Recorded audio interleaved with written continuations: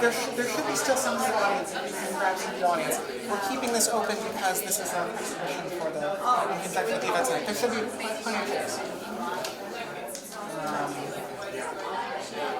Okay, so I'm gonna unmute mics 1 and 4 and walk over for the release.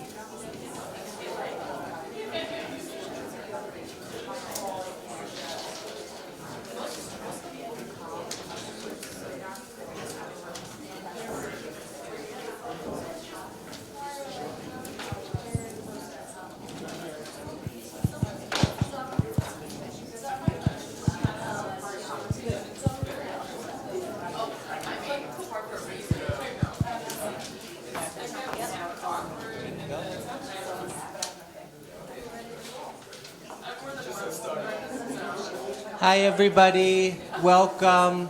I'm James Heimowitz. I'm the president of China Institute. A big welcome to everybody here tonight. This is an interesting time. It's a tough time. People are grappling and trying to decipher what's real, what's fearsome, and I think that knowledge is the key to making it, the key to basically everything. Thank you for testing. I'm working with the mic. We're joined this evening live streaming, connected to Washington, D.C. with the U.S. Confucius Center Institute down there, and they will be live streaming to people that are off-site. So thank you and welcome to all the people who are listening to us live streaming. And thank you, everybody, for putting up. As some of you know, we're building out behind you the space. They've stopped the construction, but that space of another 6,000 square feet will be coming online soon.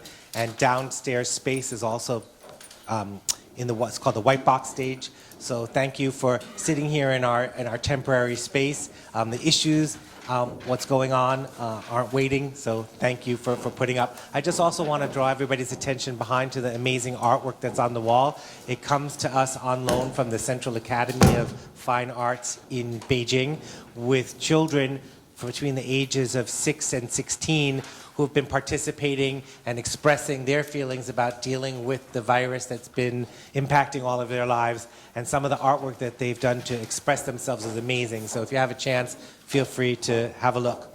I'm joined this evening to my left group, Jeremy Willinger, our head of marketing, and Dinda Elliott, who runs all of our programs and has curated this program together. So without further ado, let me hand it over to Jeremy with a few announcements. Thank you. Thank you, James. Hello? Hello, hello, hello, hello, hello. Okay. Well, I just wanted to say hi to everyone and to introduce not only myself, but also membership and members at China Institute. So, we've been around for 94 years. We have pillars of education, arts and culture, and business. And I just wanted to acknowledge the members here. So if you are a member here at China Institute, would you please raise your hand? Wonderful. Well, it is a special thank you and welcome to you guys. And for those of you who are not members, I just want to encourage you to think about becoming a China Insider. Because as James said, now is a really interesting and, to acknowledge it, a very turbulent time. And our three pillars really allow for deep dives or a program or just one course, or really, so much of what makes China unique and interesting, and it allows you really to go as deep as you want to go. So it also offers discounts on courses and programs and exhibit catalogs, and our preschool, which we're launching in fall 2020, and the many wonderful opportunities to connect and learn. So we have membership information on your chairs this evening.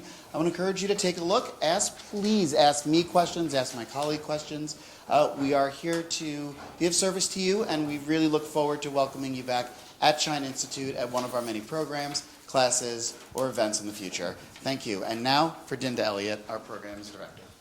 Hi, everybody. First, apologies for the banging that's going on upstairs. I'm sorry. There's some kind of construction, and we don't seem to be able to get them to stop. So we'll just talk loud. We'll talk over it, and, that's life. But just so on to our discussion. Our aim tonight was really to try to add a human element to the discussion of the virus. And we all know that the Chinese have been enduring really unimaginable stress with virtually the entire country being locked down. And we all know also there have been bursts of racism towards Chinese around the globe as the crisis has unfolded. And we just keep thinking about what it must feel like to be in China under these circumstances and to be under lockdown like that. So with that in mind, we're going to start the evening with a phone call with Dr. Zhang Xiangying, who has agreed to join us from Wuhan. So we're going to call her in a second. She's on standby. This is technologically, we think we can pull this off. But Dr. Zhang was, you're going to hear, Mui is going to talk to her in a moment, but she was in New York following the birth of her daughter's baby. But then when the virus broke out, she wanted to go back. And so she flew back, and she's been working at Hubei University Hospital through the crisis. And we're going to have a brief conversation with Dr. Zhang to get a snapshot of what's going on there now. And then we'll turn to our panel, which I will introduce after the call. So, Aaron, come on over. Let's try to connect, see if we can make this work. And you should, once he's connected.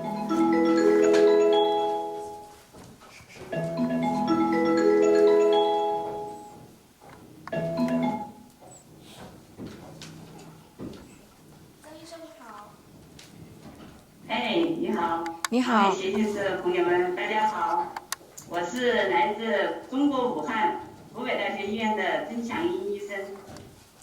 曾医生，谢谢你今天来跟我们连线。Wait, so we should translate. Okay. Hello, everyone. Thank you so much for being here with me. My name is Zhang Xiangying. I'm from Hubei University Hospital, and I will be talking to you guys tonight.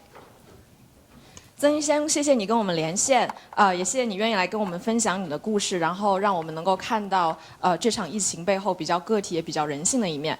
首先我的第一个问题就是，恭喜！我听说我从这边的工作人员这里听说，就是你最近升级当了外婆，首先恭喜你。然后听说你之前是从武汉来到美国，但是因为疫情的原因，然后又决定在第一时间。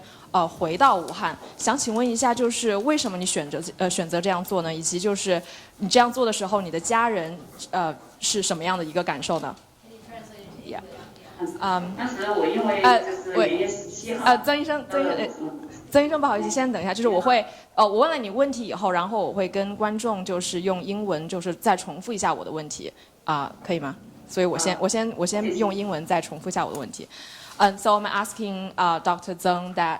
Thank her for her to sharing her story with us, so that we can see some human side of behind the crisis. And also, I was just asking her that I heard that she recently became a grandma. So she actually came to the United States because her daughter was giving birth.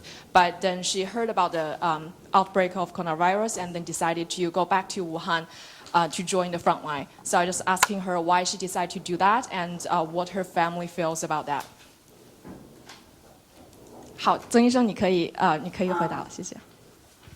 我当时呢，因为国内的疫情非常严重，我们湖北大学社区已经有10来个这个疑似病例了，而且我们医院作为就是社区医院要承担预检分诊的工作，但是由于人手不够。当时有一个护士引致所谓有发热、咳嗽的症状，有疑似病例的情况，所以说，作为我是一个医生，我们就是国内的情况这么严重，而且华裔省的医务员都在疫情我们去援助武汉，我肯定是要义不容辞的要回到国内去参加这个抗疫战争。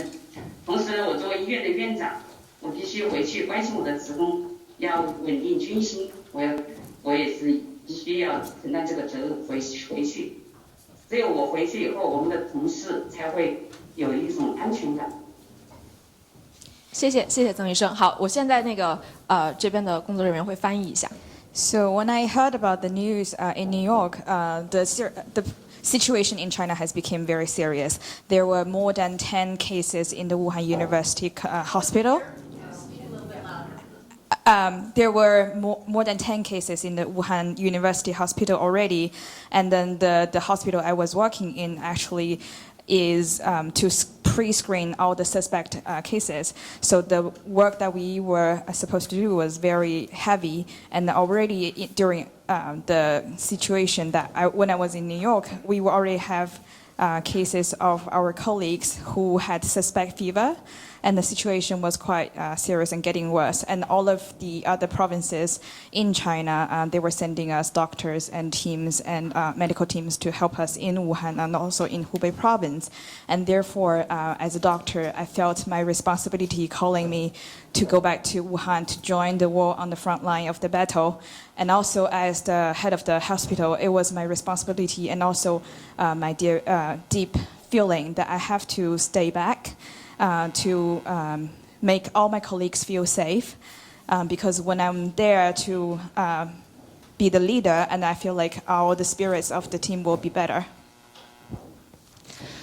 曾医生，然后下一个问题就是现在你们医院的情况怎么样？然后就是因为之前有很多新闻就是在讲说医院然后很缺乏物资，然后情况也比较混乱，因为有很多病人。我们不知道现在的情况有一些好转吗？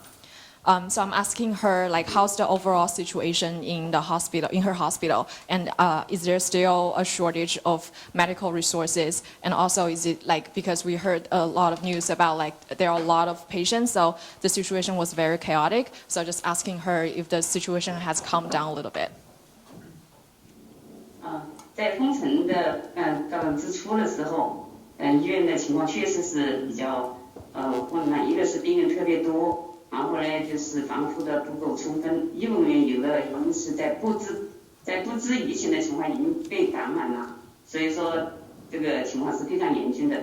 但是现在的话，情况已经好多了，现在病人在日趋减少，现在基本上是床不等人了，所以说目前这个也不存在着物资短缺的问题。说到这个防控这个物资的这个问题，我还要借此机会向我们这个武汉大学有约校友会要表示我最衷心的感谢。当初我们作为社区医院防控物资非常匮乏的时候，是他们伸出了援助之手，他们给我们的就是第一批的这个就是医用级的防控物资，就是由武汉大学纽约校友会给我们提供的。所以说，我们当初医院拿到这个他们捐赠的这个护目镜、医用级的防护服，我们的医务员才能够安全的在这个进行我们的这个防控工作。在此之前呢，我们的医务工作者相当于是裸露在这个病毒的面前，穿的这个就是防护服基本上不是医用级的，根本没有护目镜。但是我非常非常感谢。不知道听说我们马会长也在这个现场，对，他在这个当面对他进行表示感谢。对，他正在拍你，He's filming you right now。谢谢你，曾医生，我让我的同事翻译一下。At the beginning of the shutdown of the Wuhan city, the situation was quite bad because there were many cases, but we didn't have enough of the protection for the medical professionals. And many of my colleagues were exposed to the virus without even knowing about this. So the number of cases has been going down recently, and the situation has calmed down. And right now we are our medical, the situation right now in China is that the bed in the hospital are waiting for the people to come in instead of the other way around. So right now we don't have a medical shortage anymore for all of the material and protections. However, I want to thank the Wuhan University Alumni Association in New York gratefully from my heart, because as the hospital of the community, we really didn't have enough protections for our medical team. And the first round of help that we received with medical class protection, including the eyeglasses and also the medical protection uniforms, were from the Wuhan University Alumni Association in New York. And thank you so much for all your help. And without that, all of our colleagues were exposed to the virus and almost like naked, working there every day. And right now we don't have that problem, but at the beginning it was the most important thing that we received help from. 那曾医生可以跟我们介绍一下，就是现在在你的医院里面，就是你和你同事的精神状态怎么样？就是你们在这段时间以来，肯定是一直就是非常时间，然后也很高压的工作，然后每天要面对很多生死离别。就是想问一下，就是你们现在感受如何？然后Yeah, I'm asking her like how is she and her colleague doing mentally? Because they have been working very long hours and have to see a lot of patients and very sad stories, people dying. Yeah, so like just asking if they are holding up okay. 是这样的，我是处于这个社区医院，我们应该说没有都是这种这个新冠肺炎的病人。但是呢，我也了解到，像方舱医院的这个医务员的精神状态，他们现在就是说，由于国家和政府都非常重视，要减少医务员的上班时间，强制性的休息。所以说，现在通过科学的排班，医务员的精神状态应该好多了。而且在方舱医院的话，就是医务员就是这个。就是和病人的关系非常和谐，医院和患者的关系是非常和谐的，所以他们这个精神状态特别好。So the hospital I work in is actually a community hospital, and we don't have that many corona cases for real, but we only do the pre-screening work. But as far as I know from my colleagues in the makeshift hospitals, the temporary hospitals that the Chinese government built, a lot of the medical team and professionals, they have received a lot of detentions from the management and also from the government because they have been receiving scientifically designed work hours. So they have shortened their working hours, and also they are forced to rest, even though some of them may not want to. And also the relationship between the doctors and medical team, and also with the patients are very good right now, and therefore, from what I heard, they're under a very good mental condition. 曾医生可以跟我们介绍一下，就是现在，就是在武汉，就是武汉封城这么长时间了，就是在那里生活的状态如何？就是比如说交通啊，然后包括平时就是吃住啊，然后就是出入之类的，就是会不会带来一些不方便，包括对你们的工作啊和生活。So I'm asking her how is it like, how the life is like under the lockdown, and how are people coping with it? 之前呢，政府是防控和救治两手抓，所以说对这个封城管理是越来越严了。小区都进行了封闭，所以说这个车辆是就是室内的车辆是严格管制的。但是呢，也发了一些通行证，比如说一些就做的行业，医疗啊，保障日常用品，就是这个物资供应的这些这个部门的是发了通行证的，他们是可以。在就是交通是可以通行的，但是呢，就是由于大家这个封闭的时间很长了，快就是1个半月了吧，这个可能大家这日常生活和这个医疗救治，特别是一些非新冠病人的医疗救治，可能是面临一些问题。那么现在政府就做了及时的调整，就是原来的这个团购啊。特别是超市刚开始是开门的，由于超市人特别聚集，所以说政府就把超市也关闭了。那么就是现在是主要是进行团购，团购以后怎样的呢？要是把这个团购物资送到这个居民的这个就是手中呢？现在就是采取这个我们政府和政府部门的这个干部党员都下沉到社区进行这个。跟大家一起进行这个物质上的保证，各门众的，比如说小区门众的采取自治，成立这个党小组和后勤保障这个承担这个后勤保障的工作，把生活物资进行团购以后分发到每个居民的门口，这是关于生活保障方面，所以大家现在也就比较安心了。好，谢谢。关于医疗救治方面。除了新冠肺炎的防控和以外，对非新冠肺炎的也开放了一些就是日常的门诊。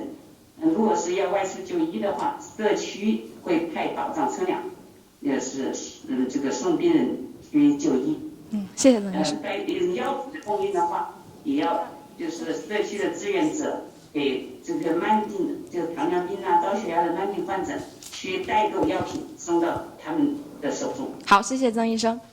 翻译一下我们。So there are two elements of the fight of the coronavirus right now in Wuhan. There is one is to protect and to prevent, and the other one is to save all the patients who have been already exposed to the virus.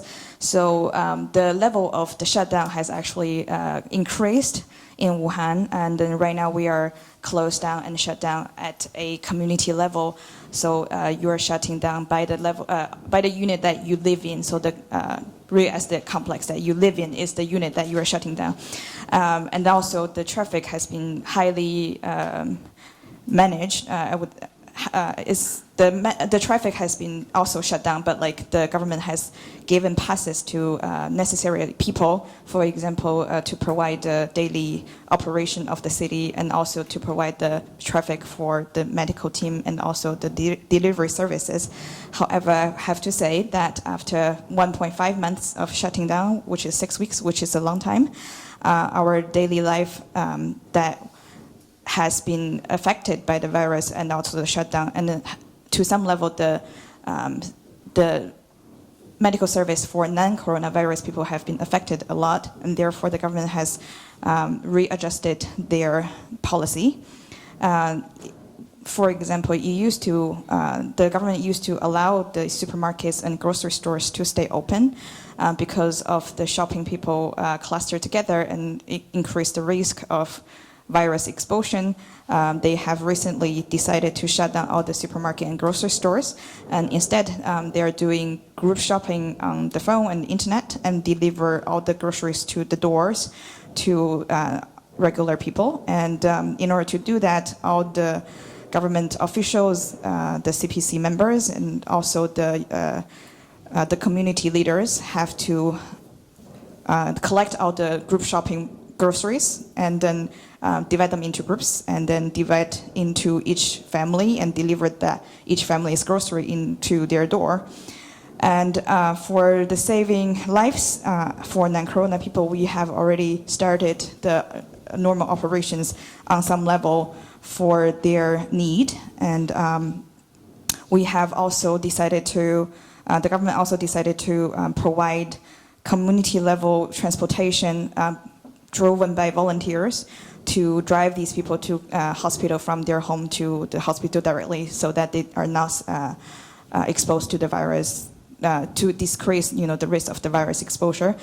For people suffering from chronic diseases, they've already came up with some other solutions as well. For example, diabetes and things like that. 曾医生，最后一个问题就是，现在这个新冠疫情它已经就是在全世界蔓延，然后在美国也开始慢慢的比较严重了。就不知道就是你对我们就是在美国的这些人有没有一些如何应对这样疫情的一些建议呢？ I'm asking her that the coronavirus has spread across the world and also have reached the U.S. So if she has any advice for us in terms of dealing with the crisis. 希望这个美国的政府能够就是出台一些比较有效的防控措施，要减少聚集，同时呢能够采取线上办公啊，就是不要在家里办公就可以了这种形式。我希望我们的朋友们出门的话要戴口罩，这个环境要这个无论是家里还是办公室要常通风，但是要学会科学的洗手。 要流水洗手是最好的，洗手这个要勤洗手，同时呢要注意休息啊，加强营养，增加这个自身的免疫力。因为这个病毒传染性比较强，治疗的方法也没有特效的治疗方法，所以说增强自身的抵抗力是最关键的。我的建议基本上就这些，谢谢大家。谢谢曾医生。 So I wish the American government can come up with effective protection policies, for example, to decrease the clusters and to encourage people to work from home. And also I would like to tell everybody that wearing masks is very important when you go out. When you are indoors, at home and in offices, you should keep the windows open so that the air is flowing. And also to wash your hands scientifically is also very important. Using tap water, wash your hands often. And most important also is to rest to boost your immune system, because right now the virus is highly contagious and there is very little ways that we can actually cure it, and therefore to keep up your immune system is the most important of all. 曾医生，那我们今天连线就到这里了，谢谢你然后希望你和你的家人朋友在武汉都健康，谢谢。再见。大家谢谢。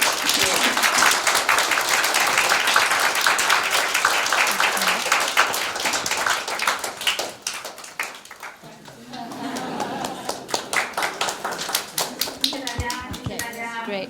祝你们谢谢生活愉快，身体健康。非常感谢。 Thank you, everybody. I wish you have a happy life, and then your health is very good. Thank you. So Aaron, is the screen already off? Okay, great. Okay, so I think the panelists, why don't you come up now and I'll introduce you. We have an incredible group of speakers tonight to expand on that, expand on Dr. Zhang's words and further explore lessons to learn from the China experience. We have Joan Kaufman, who's coming up now. She's the director of academics at Schwarzman Scholars, but she's a real expert on China and global health policy, and served as the director of Columbia University's Global Center for East Asia and senior lecturer of health policy and management. She's worked on health issues for many, many years. She founded the AIDS Public Policy Project at Harvard's Kennedy School and has worked on AIDS issues in both the United States and China for many years. Two people down, we've got Andrew Mao, who is a banker by day. He's Deputy General Manager and oversees risk management for China Merchants Bank. But by night, as you just heard, he's president of the Wuhan University Alumni Association, whose members mobilized to help their compatriots in Wuhan, so far raising more than $1.3 million worth of medical supplies, which we just heard from Dr. Zhang was absolutely crucial to their getting through this, this crisis. Next to Andrew, we've got Dr. Wan Yang, and she's an assistant professor in Columbia University's Department of Epidemiology, where she studies the transmission of dynamics of infectious diseases. Her work has provided modeling support for the response to seasonal influenza, the 2014 Ebola epidemic in West Africa, and the 2019 measles outbreak in the U.S. She is also working on modeling the current 2019 novel coronavirus epidemic. And our moderator, Mui Xiao, who you just heard speaking, she is a multi-talented producer at the New York Times specializing in visual investigations. She comes from Wuhan herself, and she's produced a very moving series of videos about how Wuhan citizens have coped with the crisis. Before that, Mui worked at ChinaFile as visuals editor and in China as a photo editor for Reuters and a reporter for Tencent. So thank you all for joining us, and over to you. Thank you, everyone. I've got somebody's microphone. Is that yours? Have you all got a microphone? Okay, thank you everyone for coming. I think my first question is for Professor Yang, since you are very knowledgeable about the epidemic. So can you give us a very quick snapshot about just like how the outbreak overall looked like in China and also the spread across the world and also in the US? Sure. So, as you might have heard that the virus, the first cases of the novel coronavirus was retrospectively identified in early December 2019. However, it took about like 3 weeks for people to actually identify the first cluster of this novel virus, and then from there. After a week or so, the virus was isolated and identified. However, again, it could get out of Wuhan very quickly because it coincides with the Lunar New Year travel period. For those who don't know, this is a 40-day travel period, 15 days before the Lunar New Year, where students and then workers, like migrant workers, they go visit their families for the Chinese New Year, and then 25 days after the Lunar New Year, they will return, so the travel will get reversed. And as Wuhan is right in the middle of China, it's a highly connected transportation hub. So as a result, the virus get spread across China very quickly and also to outside of China. And since then, it has been evolved quite rapidly. Right now, I think I just checked before coming here, there were over 90,000 cases and about 10% outside of China. So we've been seeing increasing number of cases. And in terms of mortality, among the reported cases, there's over 3,000 deaths occurring already. So if you compute the mortality among the reported cases, that's about 3%, is relatively high. But of course, we all know that we really don't know the denominator. So in terms of the real mortality is still in question. Okay, so do you think China is still like very deep in the crisis, or the crisis kind of like have slowed down in China? Like, what's your assessment? Yeah, so we just heard from Dr. Zhang that it's improving quite a lot. We've been seeing the number of cases in China have been reducing, and if you compare what's happening outside in places like South Korea, Italy, and Iran in recent days, they actually have higher cases compared to the entire China. So the situation in China is actually improving. But the problem with this novel coronavirus is there's no vaccine being developed as of yet. So even though there are a lot of cases being reported thus far, still the majority of the population is still susceptible. So even though China can like control the epidemic for the time being, it still risks the probability of reintroduction if there's global spread, and it's going to be really hard to control. So, Okay, it's so hard to we are say. deep in the crisis right now here.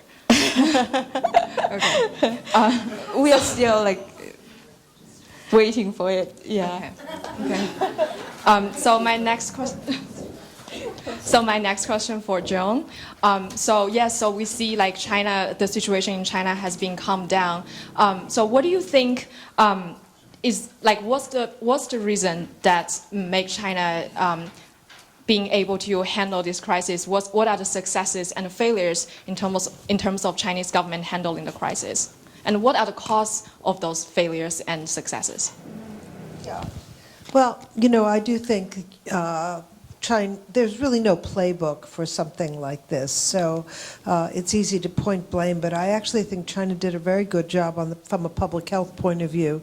In the post-SARS period, the government set up a kind of real-time surveillance system for atypical pneumonia, and they actually flagged this outbreak in Wuhan, and they did the genetic sequencing of the virus fairly quickly, developed a test, reported it to WHO, and basically had to confront a highly contagious virus that was going to spread because people didn't have any underlying immunity to it, and have dealt with it through sort of no playbook measures of like locking down a city of 11 million. Unfortunately, 5 million people had already left when that lockdown happened, and as Professor Yang pointed out, they moved all over China and the world. So I think they did really what needed to be done, which was quarantine and social distancing, having people stay at home, not have contact, canceling public events. I think the virus would have spread anyway, but I think the public health response has really been pretty good, and China has a fairly robust medical system able to deal with it. I mean, the other thing about China is that as an authoritarian government, they can mobilize and do a lot of stuff. Certainly this didn't happen during the Ebola crisis in Western Africa, It's hard, China has the capacity to really mobilize resources, human resources, and other stuff. And that's good, and to lock down a city of 11 million, right, which isn't really, not many other governments could do that, I think, so effectively in a way. But on the other hand, and that's, I think in a situation like this, that's a good thing. On the other hand, censorship and taking public information down was not helpful to the epidemic, I think, and certainly in terms of public response and blaming the government for censoring information early on, taking down social media posts, the ophthalmologist Li Wenliang, who died in the end, that has turned, I think, against the government and in terms of censorship. And I think in any public health crisis, public information is important for people to take self-protection activity. And I think that was one of the lessons learned after the SARS crisis, but in the current era, I think, this epidemic or this situation is intersected with a period of press censorship and, social media control in China, which hasn't been good for epidemic control, I'm not sure how much of a difference it would have made actually in the end, but certainly in the court of public opinion, it hasn't played very well, that's for sure. Okay, so yeah, you just mentioned that Chinese government has been censoring information, and especially in the beginning, from the news we know that they're not only being like police trying to punish the people who are trying to spread information on internet. They also, just like among the doctors themselves, they have like kind of fear to report to the upper level. Do you think like that's also because of China's political system? Like, do you think if it is not that way, then the outbreak will still happen, or it won't happen? No, I think the outbreak, well, I mean, I think the reason the outbreak happened was because of the live animal markets, and that should have been a lesson learned after the SARS epidemic. You know, the close proximity of people, the high population density, close proximity of people to animals, the huge livestock industry, including a lot of backyard farming and, smaller scale producers. That was, that with already a SARS epidemic, a coronavirus that had jumped from people, from, animals to people, I think the control of the live animal markets was a mistake, wasn't done well, and it happened again. I don't know if the situation was avoidable once the epidemic started. I think there was this cluster, if the cluster had been identified and totally contained, it may have contained the virus, but it wasn't. And it spread. And I think there was a lot of misunderstanding at the beginning about the capacity for human-to-human transmission. I think the initial cases were tied to this live animal market and direct exposure potentially to the animal or whatever, the index case. I don't know, not to the index case, but to the live animal market itself. And I think it was only the reality of human-to-human transmission that sort of belatedly was publicized that, at that point it was too late, I think. Okay. So, compare with SARS that happened almost 20 years ago, do you think Chinese government, I mean, you all can answer just from your personal experience, do you think Chinese government did anything better than last time, or did anything not as good? Well, I think they didn't, what they didn't learn was that controlling information. SARS was a much worse case of hiding information for 3 months while this thing was gaining steam in Guangdong province and then spread to Hong Kong and the world, right? In the case of the coronavirus, I think the response time was actually very quick. But the couple of weeks in January when information was really sort of suppressed, I would say, was a time when I think that was an opportunity missed for public information and for more transparent information about what was happening. I think it's hard to say whether it would have changed the path of the epidemic, but I think a lesson learned from SARS was that concealing the information for 3 months, stonewalling the WHO, which happened during the SARS epidemic, and not being transparent, China wasn't that good a global citizen. And in this case, I'm not sure I would put a parallel about being a good global citizen. I just think that the censorship was that should have been a lesson learned about epidemics. And in fact, it was for many years after the SARS epidemic. Chen Zhu, the former Minister of Health, was very, vocal about the need for, civil society and the public to be part, for open information and communication about outbreaks and things like that. So. Okay. And Andrew, you said you've been in the States for 17 years. Were you in China when during the SARS outbreak?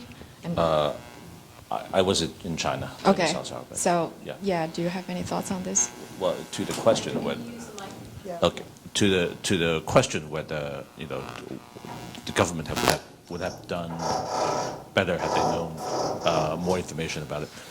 I have to say that, to be fair, to say is that when we deal with a new situation, a new kind of virus, it's always very hard. I don't think anybody can do it better otherwise to get to, based on a very limited supply of information, to make a decision that is optimal. There's always time when we can look back to point to things that could have done better, that wasn't done. But I think the important thing is to realize that once China realized that there was a problem, they've actually acted very quickly to, first of all, to disseminate the genome sequencing of the viruses, so that every country can have a chance to get prepared, and also to lock down essentially the 60-something million people in Hubei province, and apply it into other provinces as well.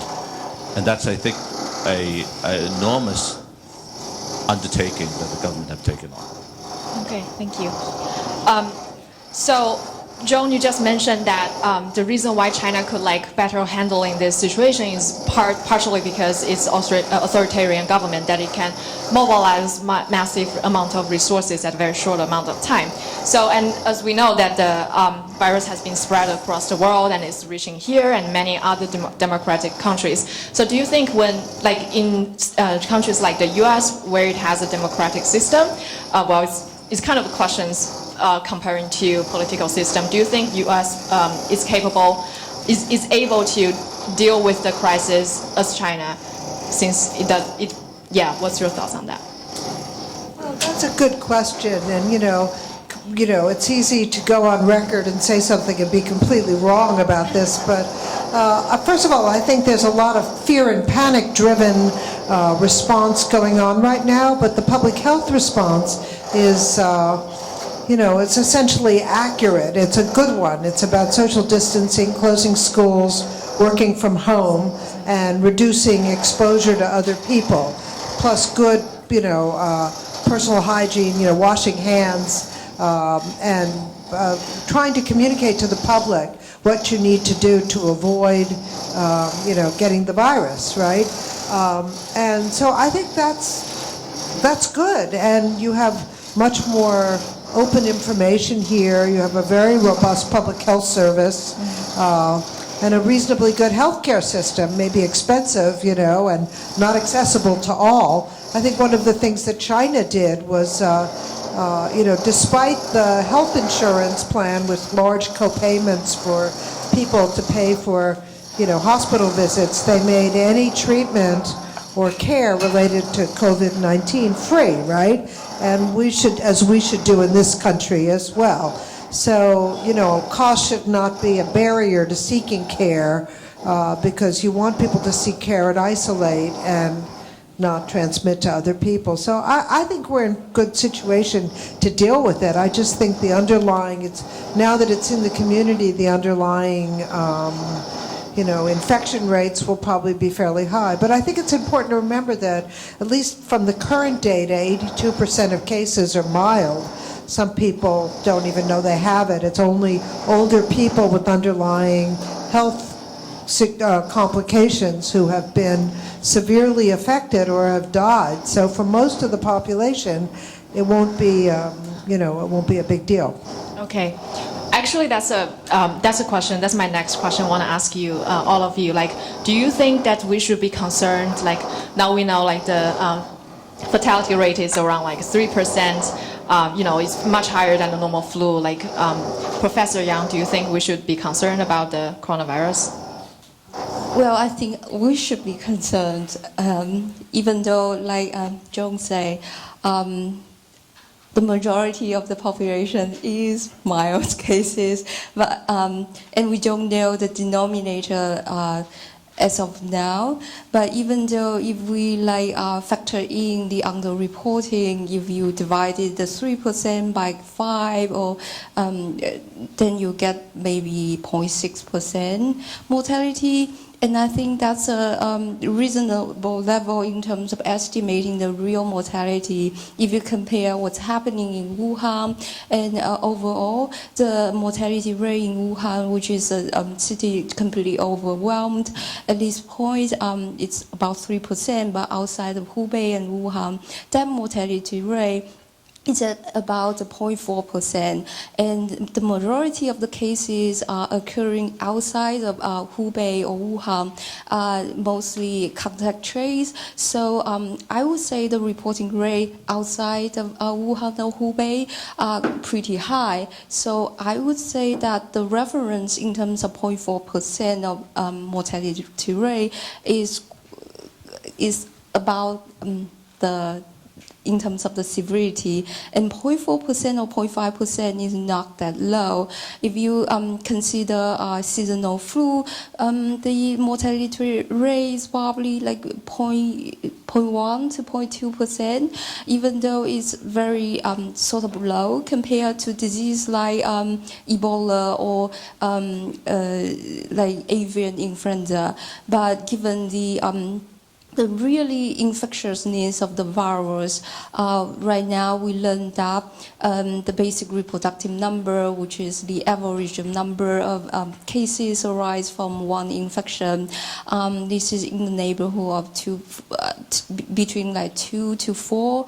And using that number, we can using model to like compute how bad can you get. And if it's 2%, that means if there's no control, you can actually infect like 60% of the entire population. That is a huge number, and you with multiplying the total population and the 60% and the 0.4% mortality, that is still a huge fatality. Yeah, so I would think that everyone's concerned about the issue.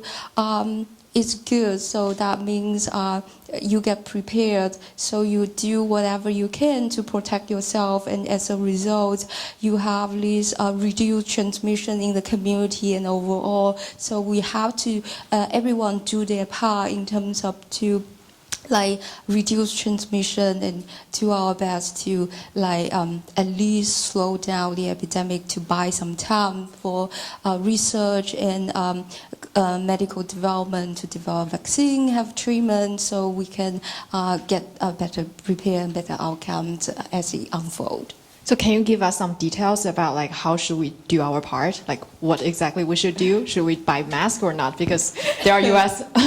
health experts has been telling people that we shouldn't use masks and leave the masks to the medical workers. It's quite different than what the Chinese government has been telling people. So what's your thoughts on that? I know we've been receiving quite like contradicting informations, and I don't think we can get any mask for the time being. That's probably the issue, even though we want to get it. For the time being, the transmission, at least in the city and the US, is still low. So if you have the mask, I would say save it for later use. Because once you use it, then you won't be able to reuse it, right? Yeah. Okay. So the risk for the time being is still very low. Okay, that's good to know. So, so the next question I have is for like you two, I think. So, you know, I have friends who, like, she's living in Boston, and one day she's like walking on the street, and she's Chinese, and someone just like called her coronavirus. And in the very beginning of the outbreak, my mom called me. My family's all in Wuhan. My mom called me. It's like, maybe you should wear a mask. But wait a second, maybe you shouldn't, because you are Chinese, and if you are wearing a mask, people might think you actually have the virus. Yeah. So I want to really talk about the racism that many people has expressed, that they have experienced. Do you have any people that you know have experienced that? And you know, what's your experience and thoughts on that? Well, I've not personally seen anything, but I have heard anecdotal stories about people being harassed when they wear a mask in the subway car, or somebody report that once I wear a subway car, the entire car is empty. And I think the answer is a very difficult one, especially the prejudice against certain group. I remember the Spanish flu of 1918 was so-called Spanish flu because Spain was the first country to report it, and so it carries the name on that of the region. Actually, they spread it over.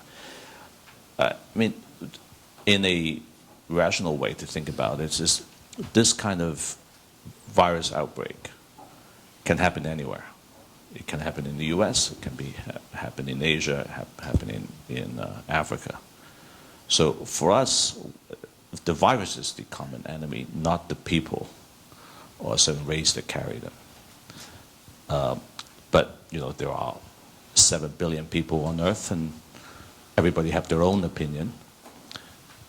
It's very hard to we can educate people that racism is not a good thing, and we should treat the virus as a common enemy. But also, we ourselves have to, in every way, to be models and not to apply racism on other people if it happened in other races. I don't have a really good answer for it, but I think it's just we ask our alumni, for example, to be careful, to protect themselves, and just have to, life must go on anyway. So do you think like this virus is making people more racist toward Chinese, or do you think they just like revealed some like already existing underlying prejudice? I wouldn't say that, because I've also seen from our fundraising campaign, we've seen outpouring of sympathy and support.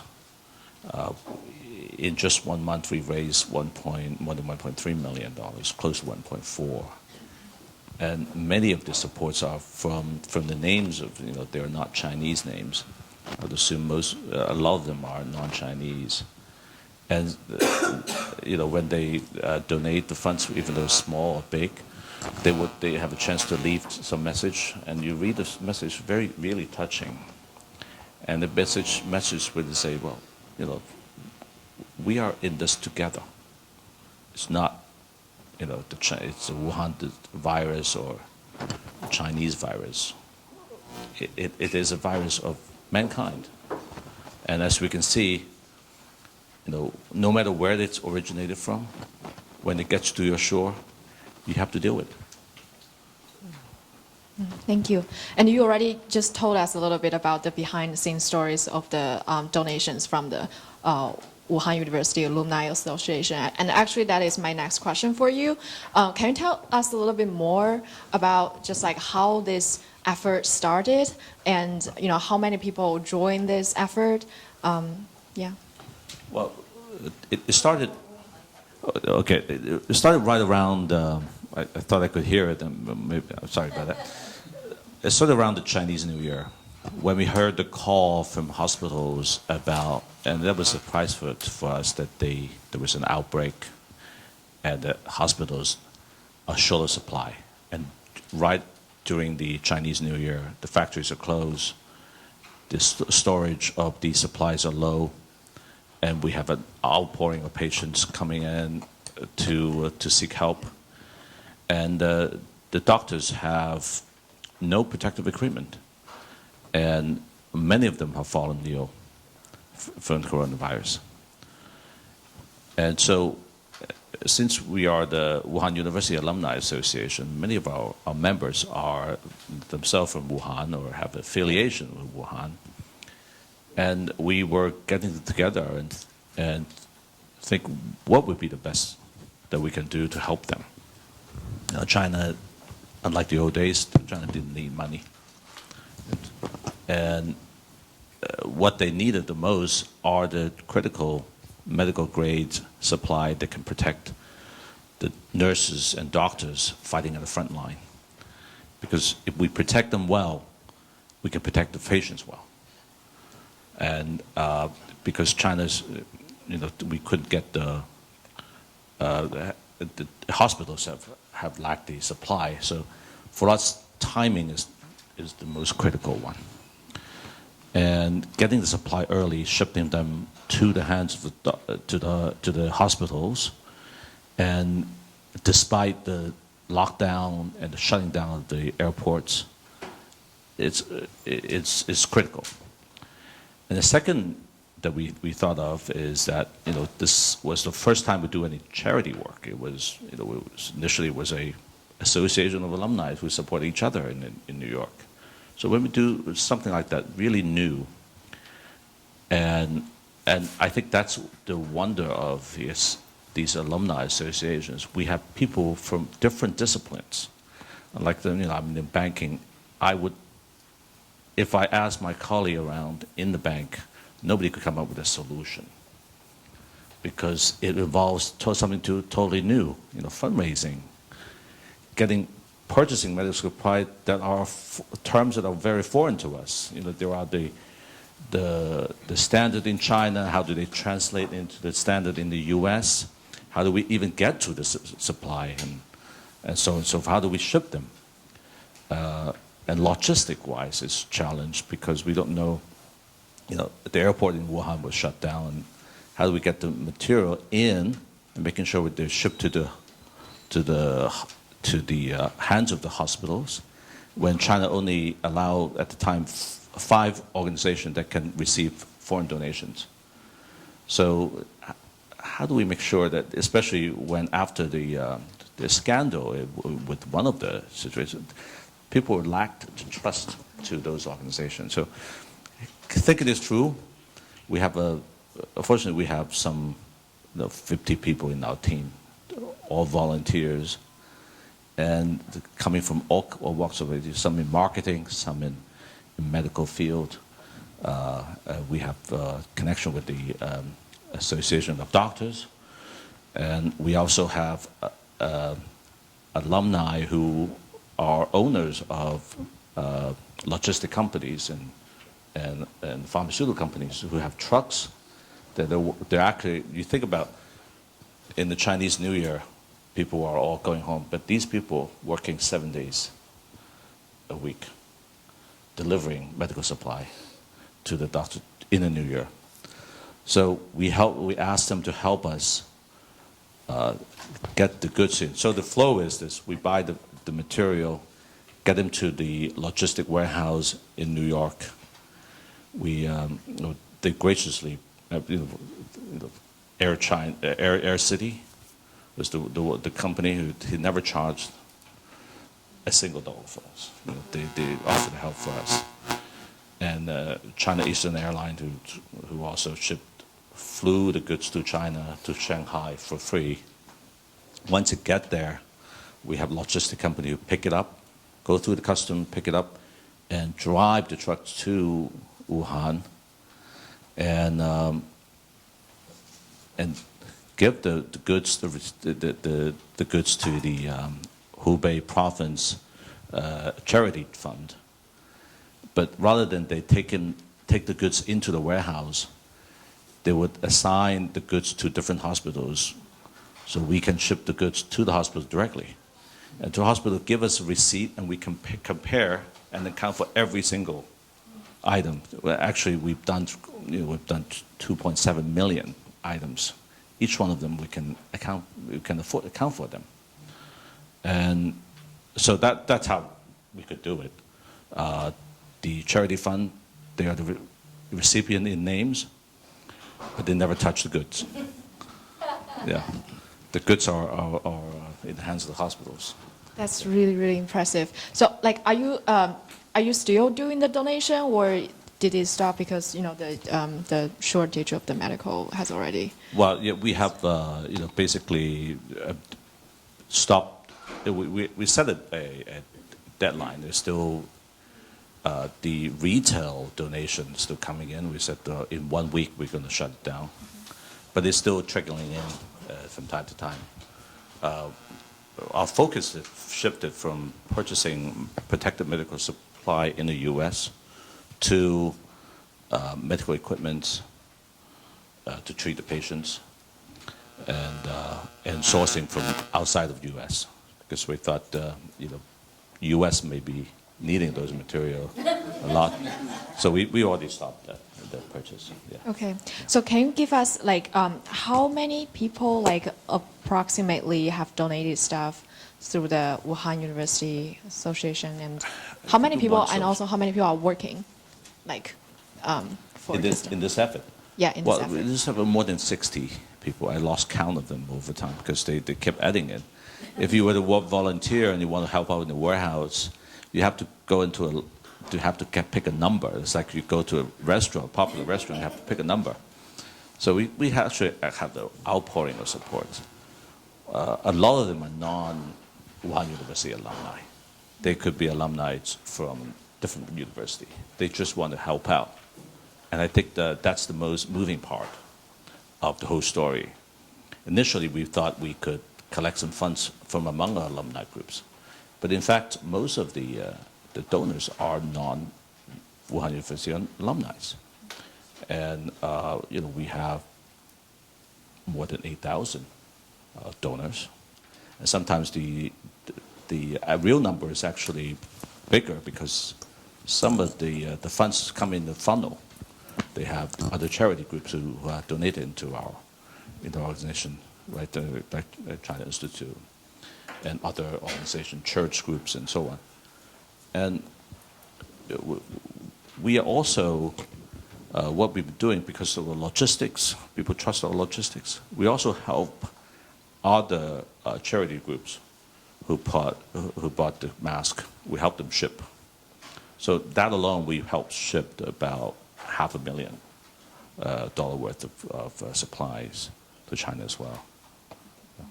But we are, because of the situation have changed, we also closing that route as well. Thank you. Thank you.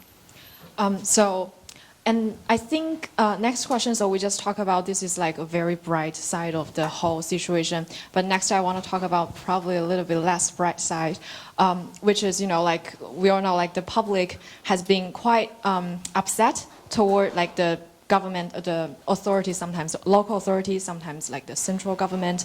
They're, cover up and censoring the information. And many people believe that's like a partial cause of the how serious the outbreak is right now.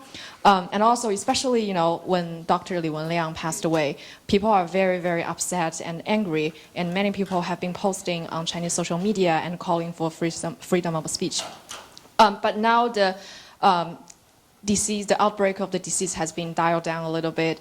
What's your take on the current public opinion toward the authorities? Are people still very upset, or it's kind of like over and in the past? Me? Yeah. I just think the censorship and the taking down public social media posts, whether, I don't think it's people will get over it that easily. I think that they're looking for someone to blame, and it's easy to say, if we'd only known during those 2 weeks and the government had been more transparent and the public had been informed, we would never be in this situation. Of course, I don't think that's true, but I think, the disease evolved and it got into the community, and, it may have been less of a problem, but I think it still would have been a problem. But, I don't think that, I think people are angry about it, and I think it's, not going to go away. I think people are feeling positive, and there is a lot of propaganda about, the sacrifices of the country's done a great job containing the virus, which I think they have actually done a pretty good job from a public health point of view, and lots of volunteers and pouring of public support. But, I do think there is the darker side of it, which is there's a lot of public anger, and I don't think it's going to go away that easily, justified or not, right? Okay. Yeah, that's my opinion. Thank you. Okay, let's wrap up. I'd like to also add that point, because I just mentioned it because, when you deal with the uncertainty of information, it's difficult. When, in the age of internet, there is a lot of information, and not all information are accurate. And I've personally seen a lot of inaccurate information. People put down the information for various reasons. But one point I think it's interesting, because right before the outbreak became such a public event, the Wuhan government hosted large Chinese New Year dinner parties.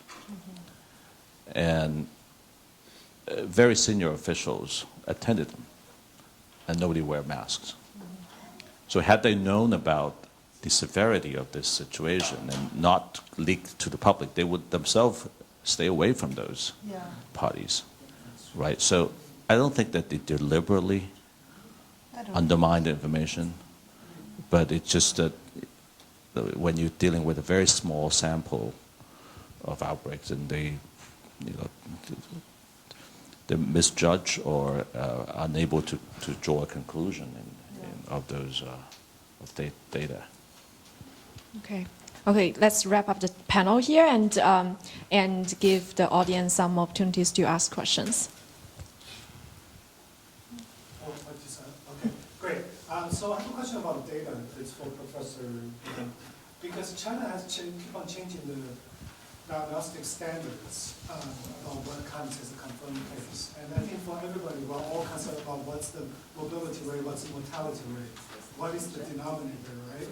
Because recently, they all changed it again. You have to show some CTE evidence. I think in the past week, in order to be confirmed as a confirmed case, in addition to be confirmed by the nucleic acid test. So I think as an epidemiologist, what do you think about all of this? Because the data, what kind of data do you use to do accurate modeling or forecasting? Yeah, that's usually one of the challenges in terms of how do you infer the disease characteristic from imperfect data. And it happens all the time, which is an unfortunate reality. And compared to past outbreak, China actually has been doing a very impressive job in terms of releasing the information. All the data is opened with almost no delay, so we were able to use the data, however imperfect that is. And just for comparison, say the Ebola outbreak, you really cannot get any data unless you are connected with, I think at the time they are only available for 3 or 4 agencies, the WHO, US CDC, and the AIDS Foundation. So you usually can't get your hands on the data, even though you really want to do whatever you can do to help.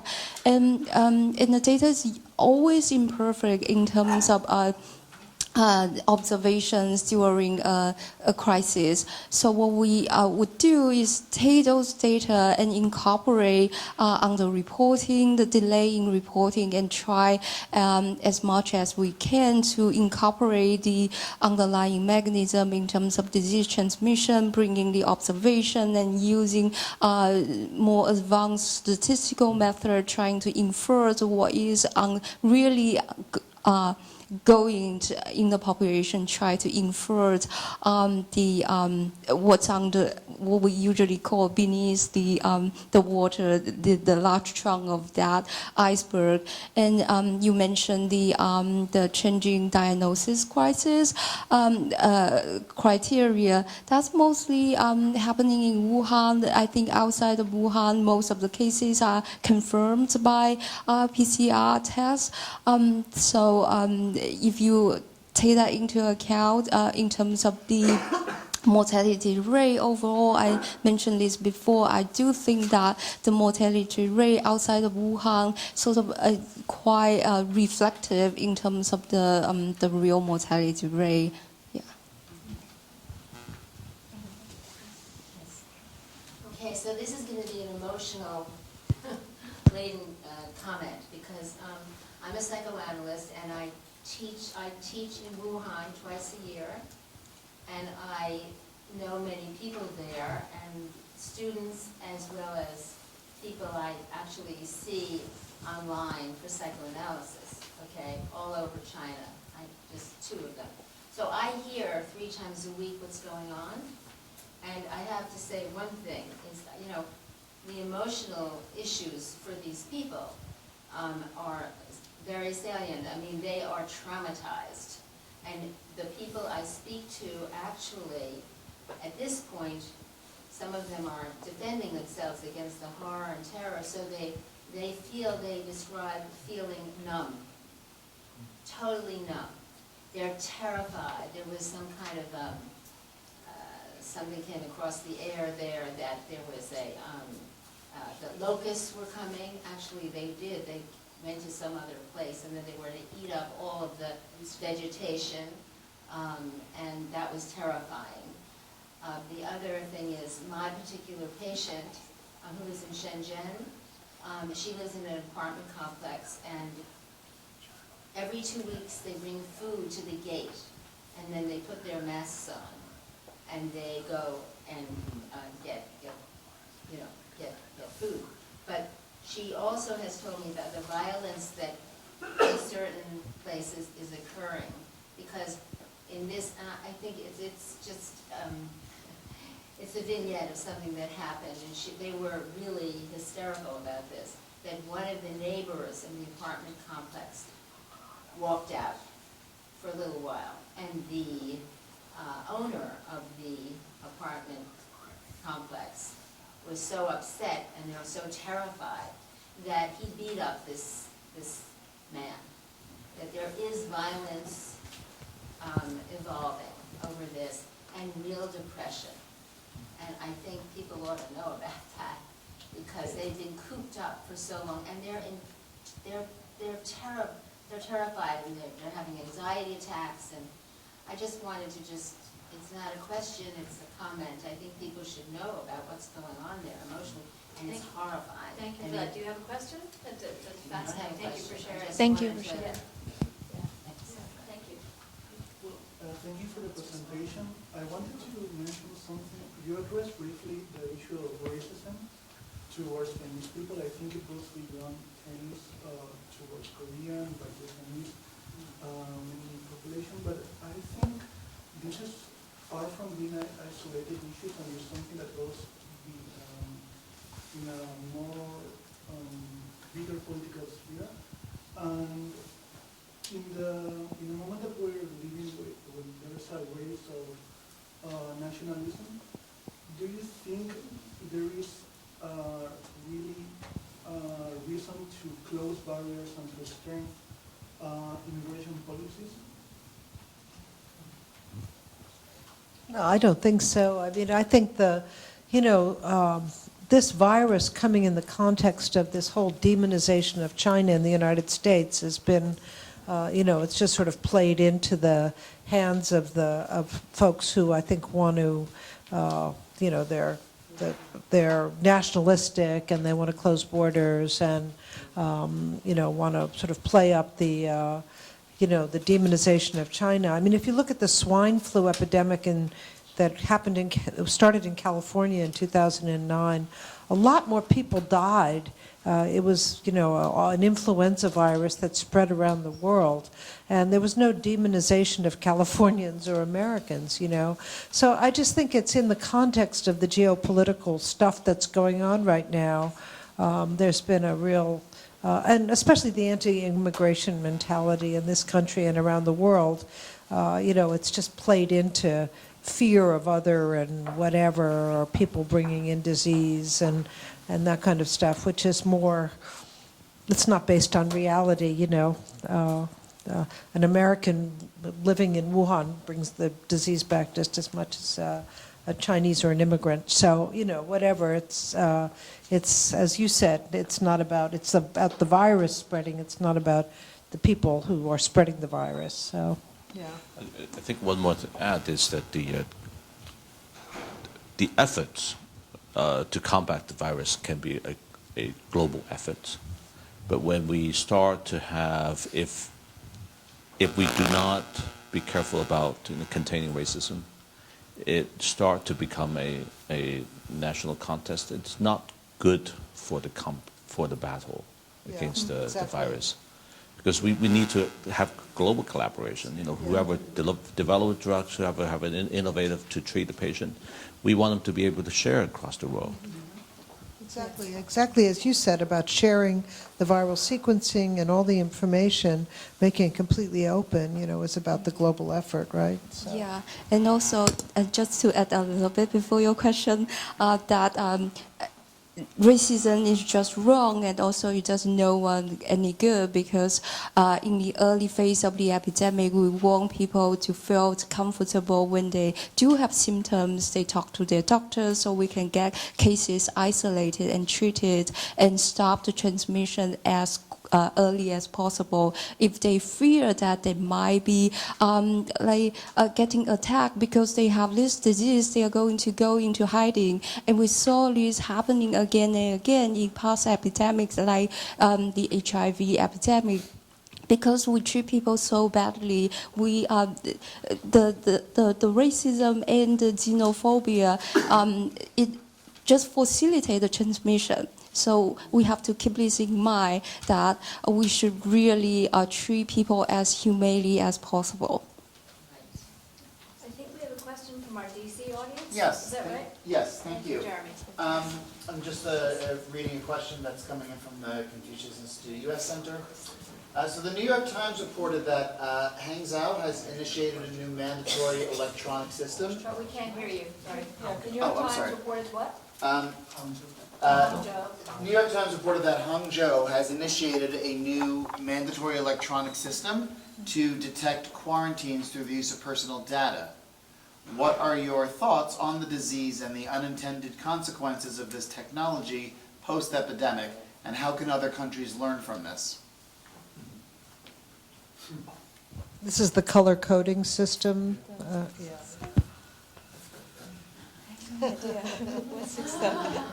Well, I mean, I read about it, and I mean, I think, as with all AI technology and use of people's personal information, there's a lot of risk, privacy risk and other risk. It doesn't seem like it's being used in a nefarious way at this particular point. And, are there protections put in place for people's personal information? That's the bigger issue with Facebook and everything else. It's not just an issue related to China AI and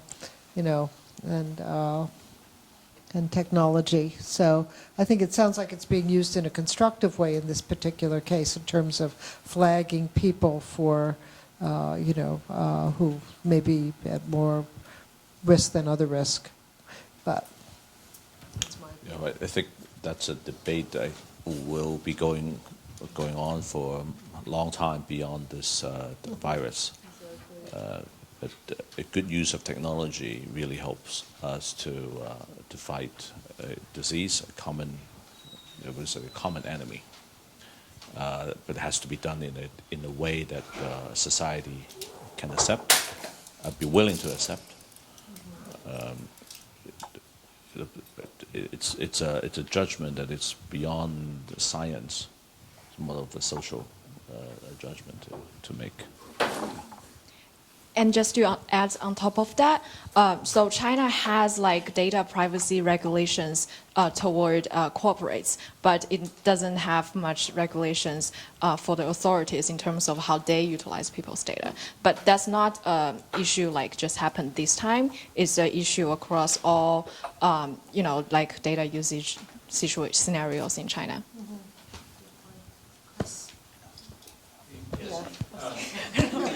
I've been thinking about your comment that there's no underlying immunity because this is a new virus.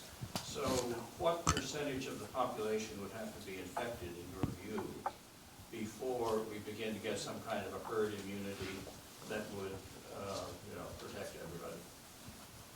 It's important. I'm looking at you. Okay. Yeah. So there is a formula for computing the vaccination threshold. As you might recall, the 95% vaccination rate for measles, that kind of thing. So it's computed as 1 minus 1 over the R0. For in this case, if it's 2 for the new coronavirus, that means you have to vaccinate 50% of the population. That's fairly high. And if it's 4%, if it's 4 for the basic reproductive number, that's 75%. So without a vaccine being developed, I do think we are facing as human as a species a huge challenge in terms of a pandemic situation. Follow-up question, some of that is, I think one of the concerns is that in terms of panic and the like, that you now get people saying that anyone from China is a danger. So there's risk that it'll close down transportation between, flights between China and the U.S. But there's been an outbreak of a few people in New Rochelle. Does that mean anyone who lives in New Rochelle should be banned from your office? I mean, this is the question of how extensive does one treat these reports and what how you do that. I mean, basically, China locked down 11 million people, but I think in New York we tried to do that. It would be not only a problem, but if you say, oh, there's an instance in Queens, does that mean we should shut down the entire city? So how anyone could react to that? Well, I don't think you go ahead. From a mathematical point of view, what's your? Nobody listened to the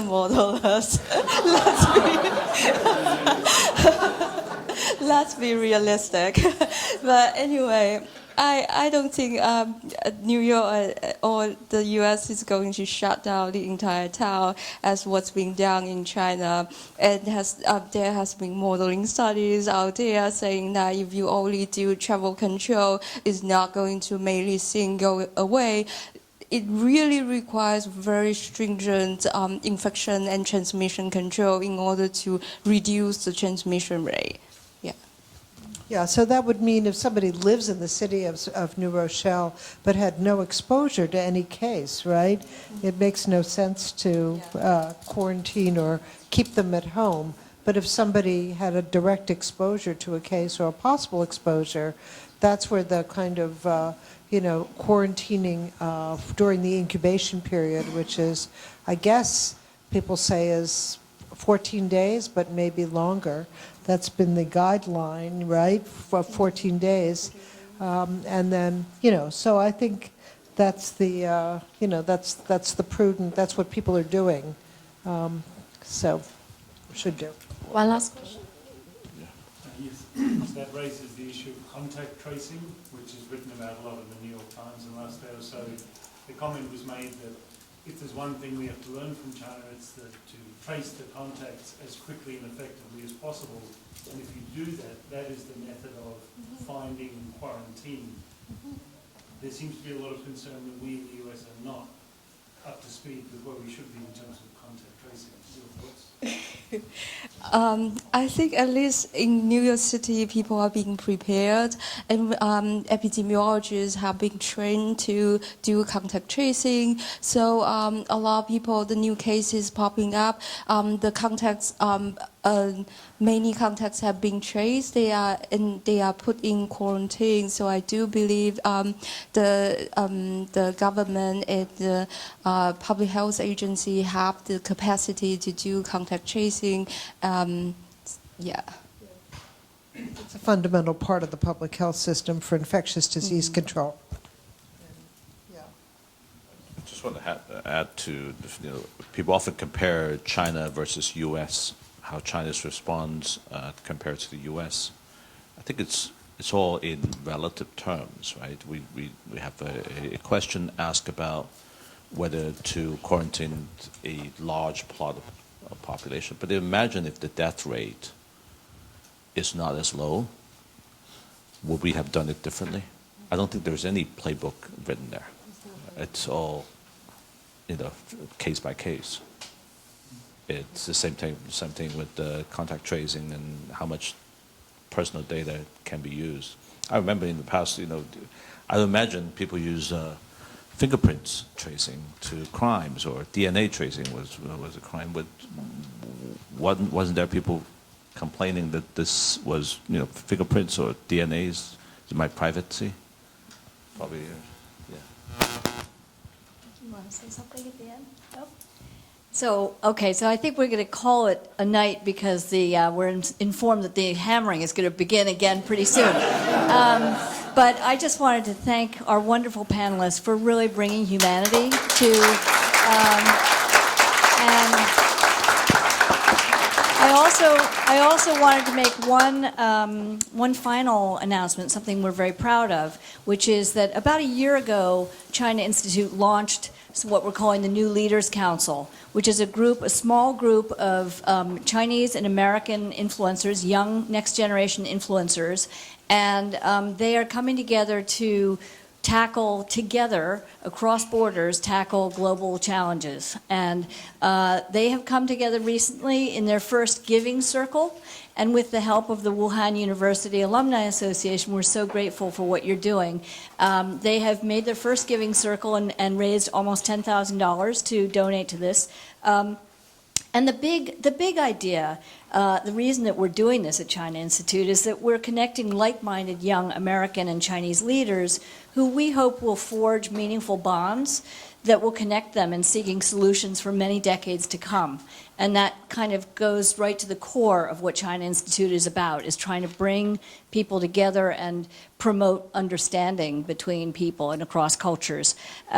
So I want to call out my colleague Nina Huang, who's not here right now, I don't think, but she's been driving this whole project, and I'm very proud of her. I also want to thank our team, Michael Buning, Aaron Nicholson, who was so instrumental in putting together this panel, Jeremy for all the technological help with doing the live stream and the call to Wuhan, and thank you all so much. Thank you for coming tonight.